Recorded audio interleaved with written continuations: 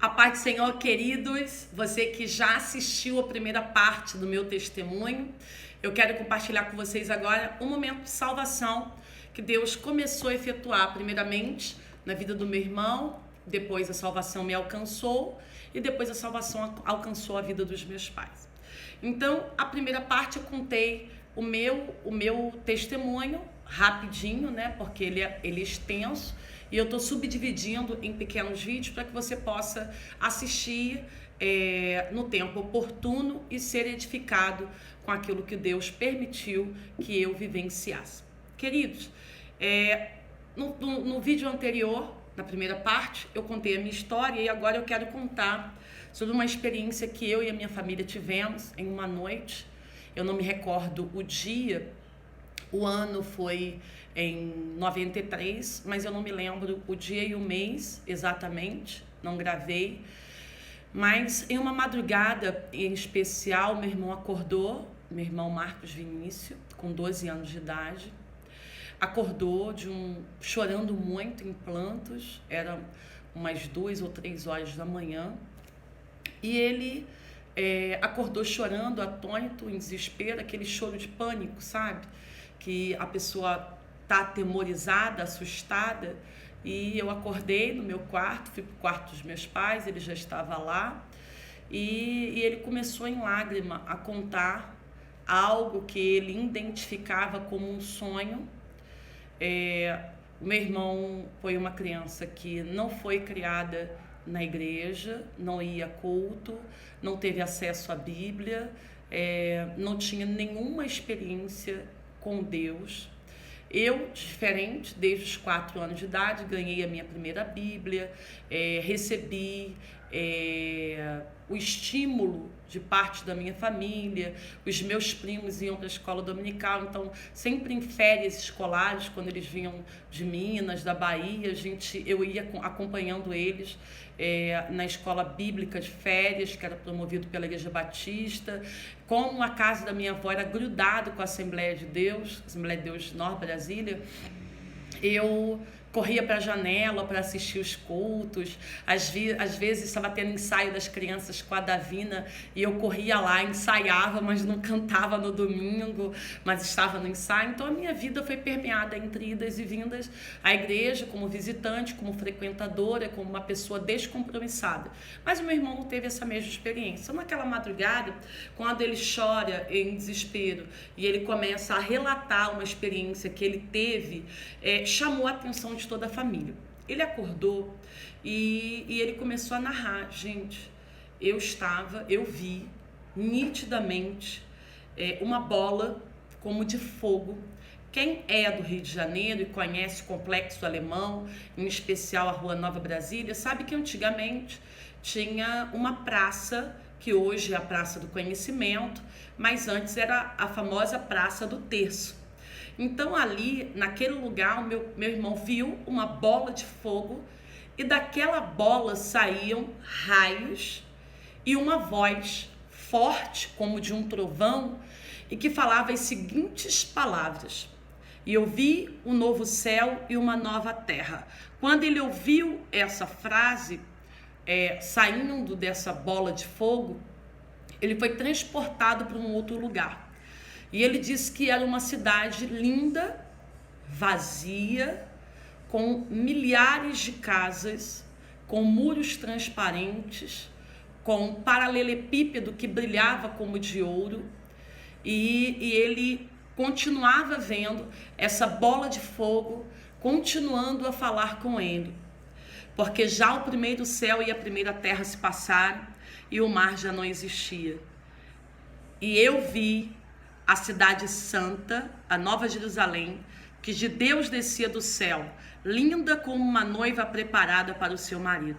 E ouvi uma grande voz do céu que dizia: eis aqui o tabernáculo de Deus com os homens, pois com ele habitará, e eles serão o seu povo, e eu serei o teu Deus.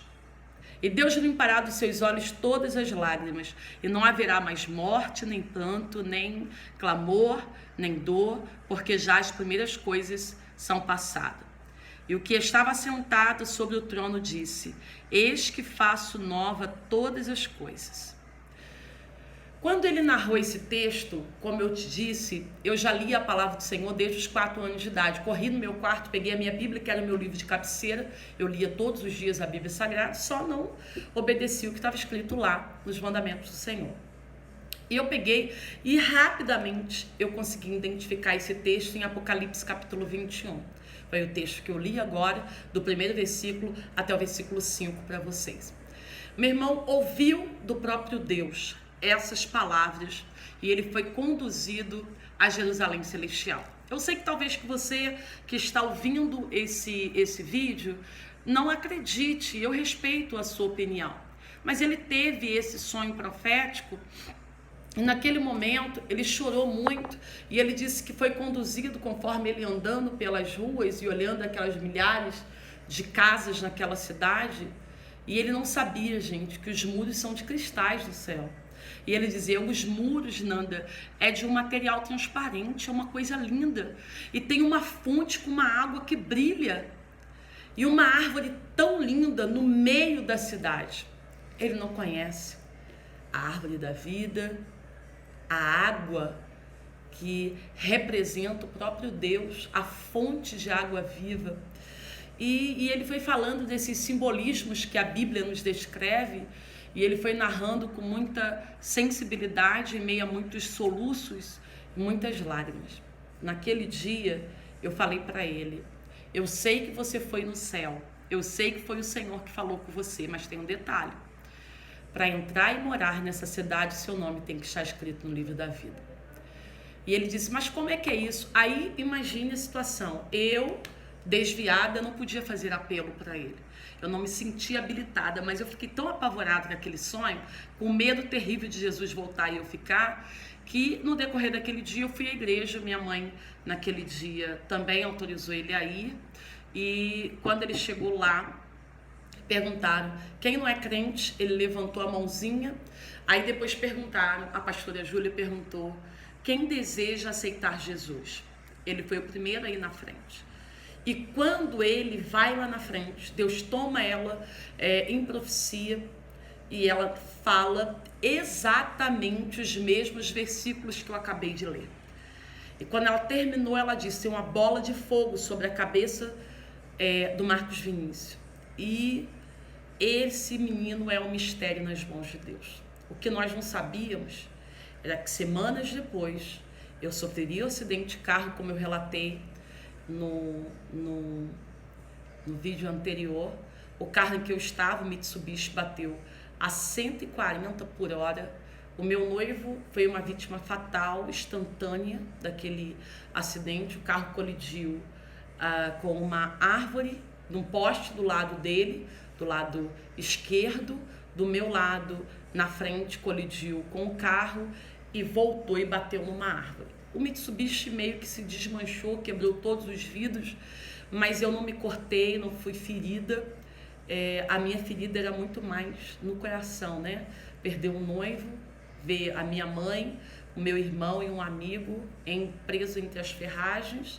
Eu saí daquele veículo totalmente lúcida, liguei bombeiro, para a polícia, para a família, e naquele momento chegaram muito rápido, 4, 5 minutos, porque era uma madrugada, 3 horas da manhã, na Vida Automóvel Clube, e quando meu irmão foi retirado, eu dobrei meu joelho entre os cacos de vidro e eu me lembrei daquela revelação que eu contei na parte primeira do testemunho, e eu falei, Senhor, eu quero entregar a minha vida a Ti, porque quando você passa por situação de morte, perigo iminente cerca, você se sente impotente. Tudo aquilo que você valoriza, dinheiro, roupa, perfume, status, tudo isso é totalmente irrelevante nesse momento. No momento de dor, no momento de desespero, só tem uma pessoa que você pode recorrer. E essa pessoa se chama Jesus Cristo. Ele é a porta, e eu fui até ele, sem pregador, sem evangelista, sem missionário, sem nenhum crente. Eu dobrei meu joelho entre os vidros, cortei meu joelho e entreguei a minha vida ao Senhor Jesus. E depois de ter entregue a minha vida ao Senhor, eu fui orar pelo meu irmão. E como eu já conhecia a palavra, como eu disse lá no na primeira parte, eu comecei a reivindicar no reino espiritual vida, saúde para o meu irmão. E pela segunda vez eu ouvi a voz de Deus. Deus falou comigo: filha, não me peças vidas. Hoje ele está comigo no paraíso. E amanhã? Você conhece o futuro dele? Você sabe que está determinado para o seu futuro? E eu questionei primeiro porque eu não entendia que era Deus que estava falando comigo pela segunda vez. E eu falei: Senhor, eu não entendo. O meu pai não vai aguentar, minha mãe não vai aguentar, é uma dor muito grande. Eu não sei enxergar a minha vida sem ele presente.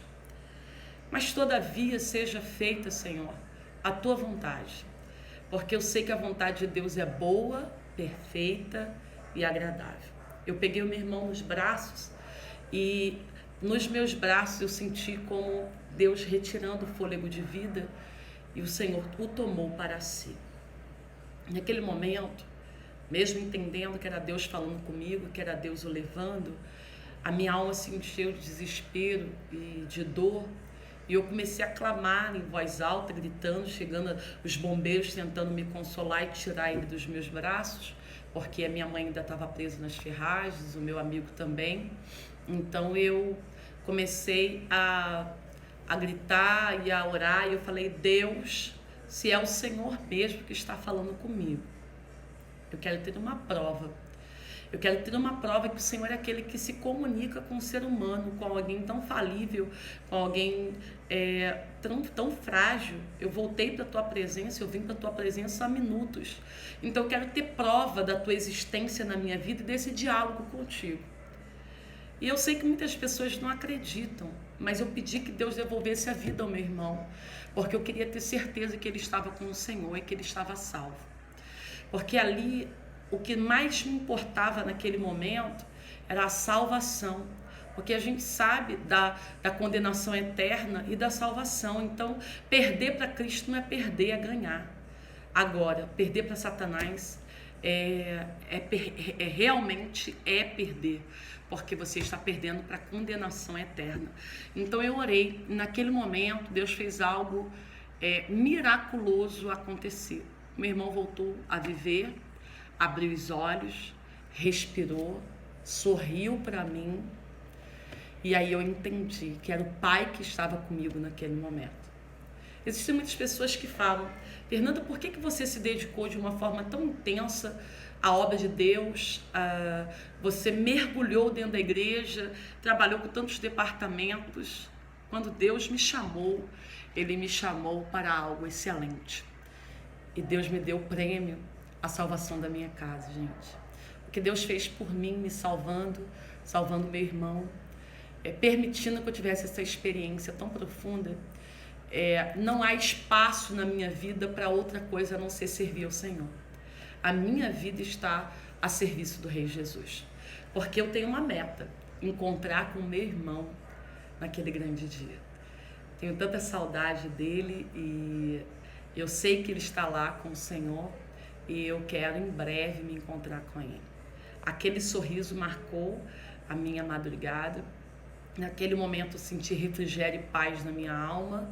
E mais uma vez eu falei com o Senhor: Senhor, agora eu creio que Tu estás comigo, que Tu fala com o servo e que Tu faz milagres. Não só ressuscitando a filha de Jairo, o Lázaro, o filho da viúva, não só esses, mas o Senhor trouxe a vida do meu irmão, que já estava morto há muitos minutos. E eu quero Te glorificar pela salvação da alma dele.